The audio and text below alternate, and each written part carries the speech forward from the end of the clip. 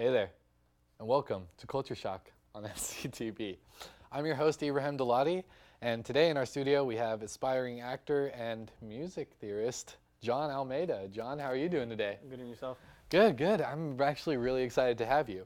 All right, so you moved here from Florida. What made you come to the West Coast? So I was born in actually a small city, Kissimmee, Florida. I moved on to Miami, and then from there, I kind of studied music, little focused on acting, just kind of whatever was going with me. But there's only so much you can do. Miami is a big place. However, there weren't that many roles that I could find that were appealing. So the goal has always been to come to LA. Okay, and what got you into the world of acting? Was there an influence? Did someone spark your interest? Well, I've always loved movies. Being in Florida, you have Disney World, you have Universal Studios, you have so many places that's always film, especially Miami. It's very film oriented, but it was more of music kind of inspired me to choose another path and also to add another path to kind of focus on other stuff, other arts, and not just limit myself. Yeah, I totally understand that. I've heard that, mentioned earlier, you're also a music theorist. What what got you into that? So I've always loved music, just like everyone loves music and all that. However, it was that wanting to create, wanting to learn, just like everything else. It's collective conscience. It comes to us, we see it before, and then we want to release it later. And it could be with drawing, painting, speaking. It could come out anyway. However, with music, that's how you really get to the hearts of people. Just because of a sound, if it's a minor chord, it's going to be sad. If it's a major chord, it's going to be happy. And that way, you can really affect people. All right, so how do you juggle between both music and acting? Do you merge it together sometimes? Do you? So I try to separate them just because they're both different depending on a certain project. However, it's really on my mood right now. I'm focusing more on orchestra music. So now I'm kind of, besides acting, I'm hoping to produce music for films, at least the films that I can create, the stories that I can tell, that kind of give the elements I want to provide. So that means you're in the music side. You're a producer. Do you like? So I play a variety of different instruments, guitar, piano, bass, but if you play one, it's almost the same for the rest. You just have to learn the patterns, you have to learn the strings, the tuning, and everything. So it's that I don't want anyone to tell me how to play it. I want to play it myself, how I feel. I can't be with someone else who doesn't feel what I feel. Goes with that nature versus nurture in life. And everyone's going to go through. So you want to represent it your way. Okay, and I assume that whenever you put a project together and it actually comes through, that must feel really good, right? Yeah, for the most part, I haven't done so much besides like music and like writing. I do that mainly personally, just because it's easier to just grab my iPhone, pick it up, I'm near a piano, write my own stuff, and have it. For me, when it comes towards acting, it's more of showing what someone else wants to show, but through my perspective. They may have a certain plan, but if I'm playing a certain role, I have to bring my own stuff to it, and that's something after juggling theater in Miami, and like a few shows and all, you can kind of you get that you need to be yourself.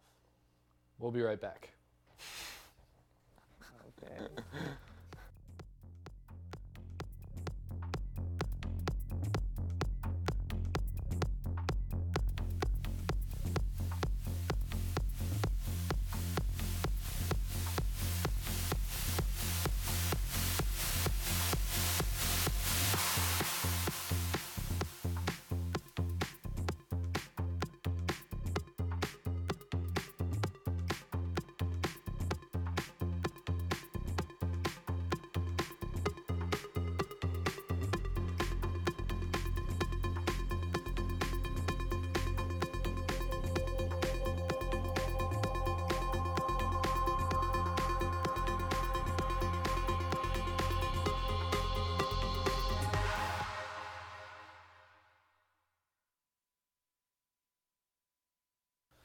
And welcome back, Hornets. Once again, we're with John Almeida, aspiring actor and music theorist. All right, so with all these movements going on Hollywood lately, as a Spanish actor, what's your thoughts? Well, it is great that there is a movement. It's still sad. It's still a little unfortunate that it has to be a movement. Cinema and music have been for hundreds of years. Cinema, maybe most recently, thousands of years. Yet it's not till now that we have to have the Me Too movement. We had to have Black Lives Matter. We had to have all these movements in order to get true stories, in order to get women to tell their stories, in order to get more minorities. And even now, we're still not there yet. We're borderline getting there. With the release of Black Panther and a lot of other movies, we're working our way up and showing that we do have stories we want to tell. Definitely. Would you say that there's been good change in the auditioning processes? There's change, not enough. At least for me, what I've experienced a lot is when I go for an audition, they'll tell me, oh, you're not ethnic enough, or your accent isn't there how we need it. It can get a little offensive and all that. Even the roles, even now, I can be very selective just because if you're Hispanic, they want you to play a gangster. They want you to play a gardener. They want you to play all these stereotypical roles. And that's just for me. For women, it's even worse because it could be more degrading how they want them to be. They want them to be more sex appeal and all that. And that's just not film. That's not life. It's not an accurate representation of us. I definitely understand that. It's very hard when you don't feel accurately represented in things like cultural appropriational changes and that kind of stuff. So do you have stories that you feel like you haven't touched upon? Like maybe what was your most embarrassing audition or something like that? Do you have anything like that? So I've gone through a few. I've gone through a few in Miami, a few over here. And like the auditioning process, it can go well. It really depends. For me, because of the way I look, sometimes I can go for a certain amount of roles. However, once I'm there, it's completely different. And like I said, a lot of the time, they usually want you to put an accent. Or the lines just are not accurate.